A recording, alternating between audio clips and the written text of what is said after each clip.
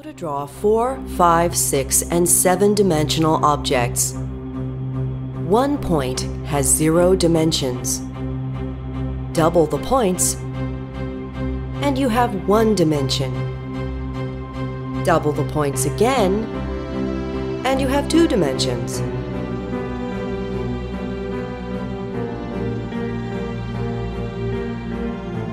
Double the points again, and you have 3 dimensions.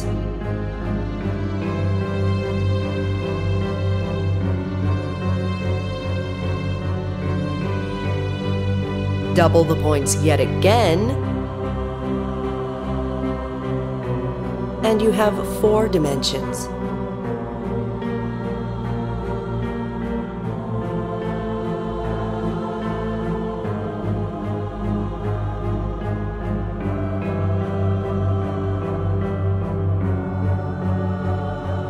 Skeptical? You're watching this on a flat 2-dimensional computer monitor. In 2 dimensions, it's not possible to have 3 axes, each of which is 90 degrees to the other 2. Yet we accept this picture as a representation of 3 dimensions displayed on a 2-dimensional monitor.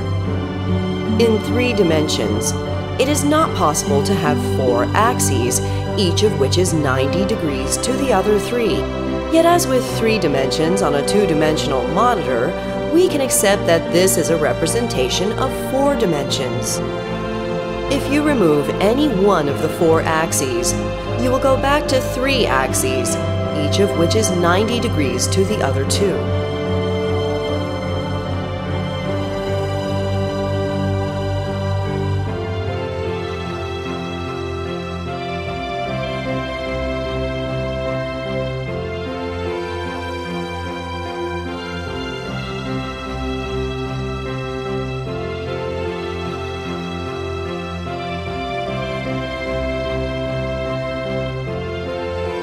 Therefore, each of the 4 axes is 90 degrees to each of the other 3.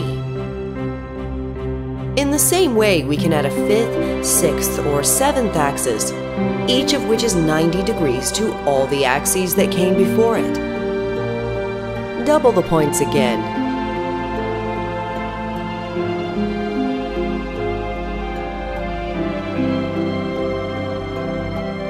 And you have 5 dimensions.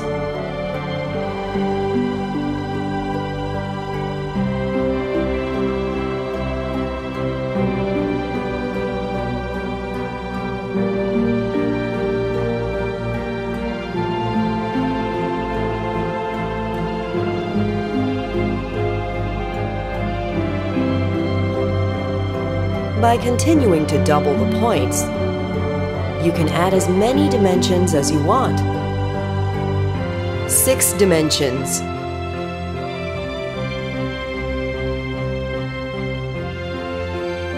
7 dimensions. Therefore, we can draw as many dimensions as we want.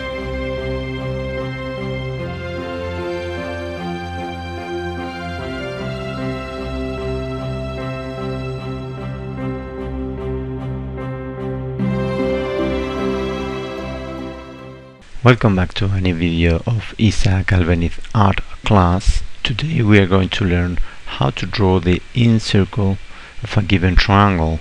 So the circle which is tangent to each one of the 3 sides of the triangle. In order to accomplish this task, I'm going to draw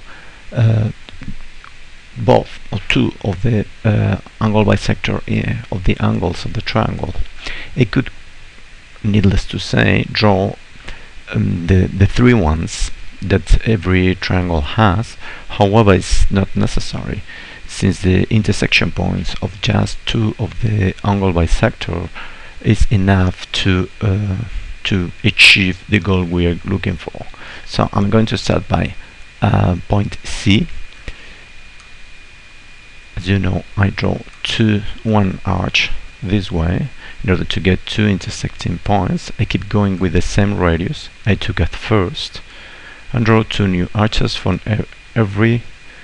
each one of the points I got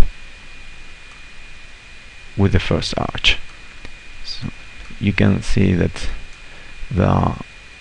in here there is a point, okay, intersection point. If you take your ruler and join point C with the intersection point you get,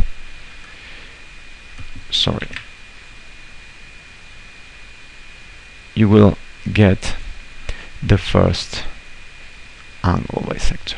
I'm going to continue by point B. I draw my arch, and from each one of these 2 points I keep going this way and draw 2 new arches, which are going to give me the final answer I was looking for. Okay, so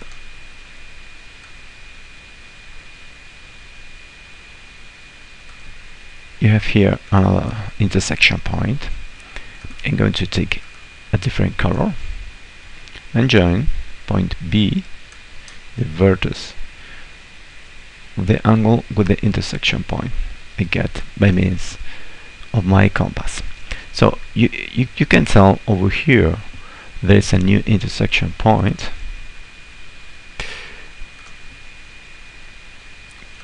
which is finally what we were looking for. I mean, the in-center of the triangle. So the only thing I need to do now is to draw from this point, the in-center, a line perpendicular to any of the sides of the triangle. The easiest one is, in my opinion, this. What's this for? Well, this is because I need to determine the radius of the circle. So this intersection point I get over here. I'm going to use orange color. Let's call it, label always is a good practice. Point P.